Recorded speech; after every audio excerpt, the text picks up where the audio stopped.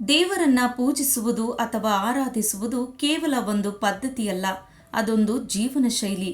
ದೇವರನ್ನ ಪೂಜಿಸುವಾಗ ಜನರು ಧೂಪ ದೀಪಗಳನ್ನು ಹಚ್ಚಿ ಹೂವನ್ನ ಅರ್ಪಿಸುವ ಮೂಲಕ ದೇವರ ಪೂಜೆಯನ್ನ ಮಾಡುತ್ತಾರೆ.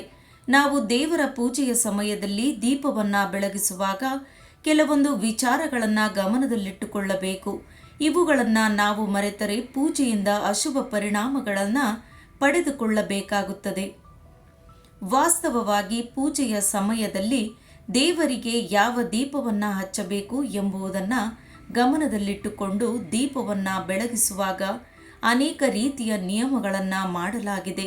ದೀಪವನ್ನ ಬೆಳಗಿಸುವಾಗ ಅನೇಕ ವಿಷಯಗಳ ಬಗ್ಗೆ ಎಚ್ಚರಿಕೆ ವಹಿಸುವುದು ಬಹಳ ಮುಖ್ಯ ಮತ್ತು ಹಾಗೆ ಮಾಡದಿರುವುದು ನಮಗೆ ಅಶುಭಕರ ಫಲವನ್ನ ನೀಡಬಹುದಾಗಿದೆ.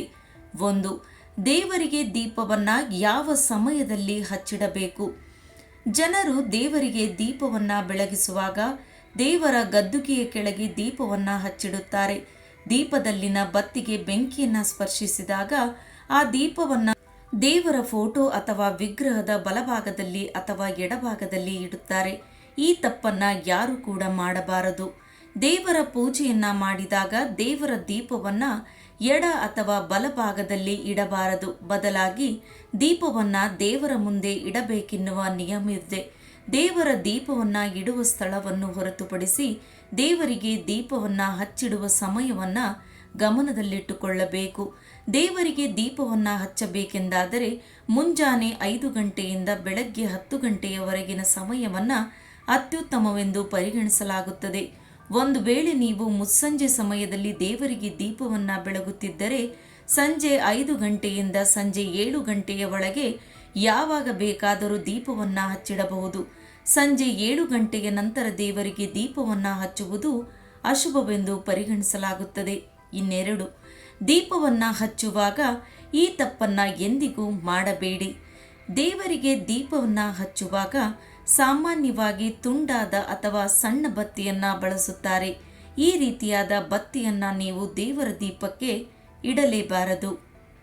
ಇನ್ನು ತುಂಡಾದ ಬತ್ತಿಯಿಂದ ದೀಪವನ್ನ ಹಚ್ಚುವುದಾಗಲಿ ಅಥವಾ ಒಂದು ದೀಪದಿಂದ ಇನ್ನೊಂದು ದೀಪವನ್ನ ಹಚ್ಚುವುದನ್ನ ಅಶುಭವೆಂದು ಪರಿಗಣಿಸಲಾಗುತ್ತದೆ. ಈ ತಪ್ಪನ್ನು ಮಾಡಿದರೆ ಲಕ್ಷ್ಮೀ ದೇವಿ ನಿಮ್ಮ ಮೇಲೆ ಕೋಪಿಸಿಕೊಳ್ಳುತ್ತಾಳೆ. ಇನ್ನು ದೇವರಿಗೆ ದೀಪವನ್ನ ಹಚ್ಚುವಾಗ ಅದಕ್ಕೆ ಬಳಸುವ ಬತ್ತಿಯ ಬಗ್ಗೆ ಸಂಪೂರ್ಣ ಗಮನವಿರಲಿ.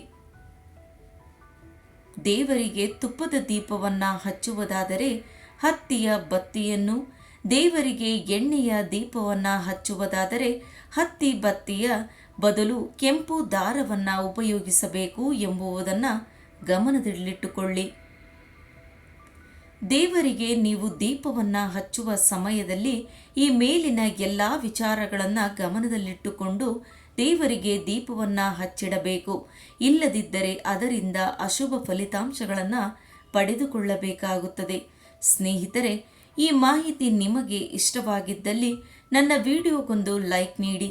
ಹಾಗೆ ಹೆಚ್ಚಿನ ವಿಡಿಯೋಸ್ಗಳಿಗಾಗಿ ನನ್ನ ಚಾನಲನ್ನು ಸಬ್ಸ್ಕ್ರೈಬ್ ಮಾಡಿಕೊಳ್ಳಿ. ಧನ್ಯವಾದಗಳು.